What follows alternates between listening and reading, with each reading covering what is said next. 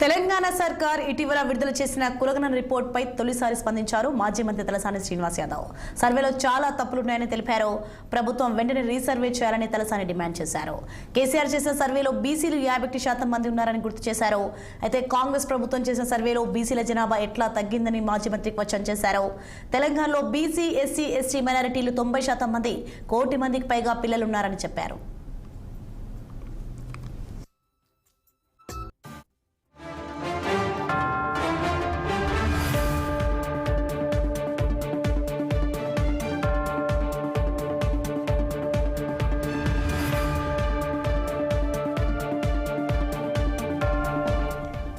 చిట్చాట్లో తలసాని శ్రీనివాస్ యాదవ్ కీలక అంశాలు వెల్లడించారు. బీసీలో అవేర్నెస్ పెరిగిందన్న ఆయన అన్ని తెలిసి కూడా బీసీలకు కాంగ్రెస్ పార్టీ 42% రిజర్వేషన్లపై హామీ ఇచ్చిందని ధ్వజమెత్తారు. జేహెచ్ఎంసీ స్టాండింగ్ కమిటీ ఎన్నికల్లో పోటీపై ఈ నెల 17న నిర్ణయం తీసుకుంటామని స్పష్టం చేశారు. మేయర్, డిప్యూటీ మేయర్ అవిశ్వాసంపై కేటీఆర్ ఆధ్వర్యంలో వచ్చే వారం మీటింగ్ ఉంటుందని వెల్లడించారు. పరిస్థితులకు అనుగుణంగా అవిశ్వాసంపై నిర్ణయం ఉంటుందని వ్యాఖ్యానించారు తలసాని శ్రీనివాస్ యాదవ్.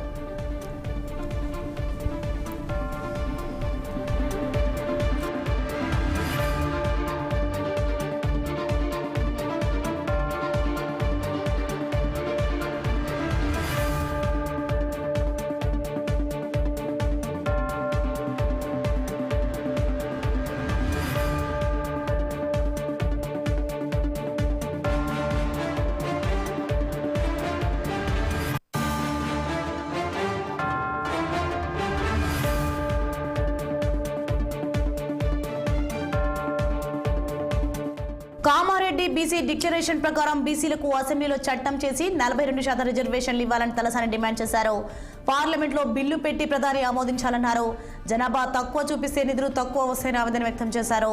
పునర్విభజన జరిగితే అసెంబ్లీ, పార్లమెంట్ సీట్లు తెలంగాణకు తగ్గుతాయన్న ఆయన ప్రభుత్వం రీసర్వే చేస్తే కేసీఆర్, కేటీఆర్, బీఆర్ఎస్ నేతలు సర్వేలో పాల్గొంటారని తెలిపారు.